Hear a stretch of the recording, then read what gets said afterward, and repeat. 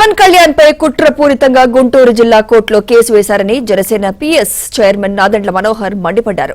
గుంటూరు జిల్లా తెనాలి జనసేన కార్యాలయంలో ఆయన మీడియాతో మాట్లాడారు.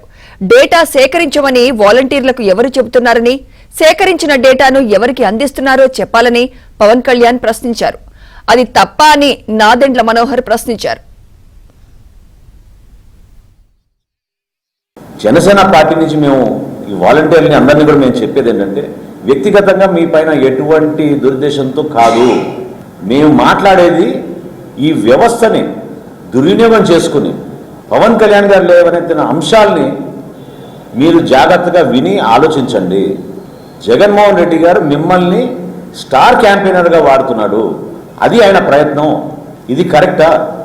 దానికి 1560 కోట్ల రూపాయలు వీరు ప్రతి సంవత్సరం ఖర్చు పెట్టి, అందులో 617 కోట్ల రూపాయలు ఎటుపోతున్నాయో అర్థం కాని పరిస్థితి తీసుకొస్తే మనందరికీ బాధ్యత లేదా? వాళ్ళు డిగ్రీలు చదువుకున్న, పోస్ట్ గ్రాడ్యుయేషన్ చదువుకున్న కష్టపడే ఈ యువతని ఈ విధంగా మీరు మోసం చేసి దగాకి పాల్పడ్డారు. దాన్ని మేము ఖండిస్తున్నాం.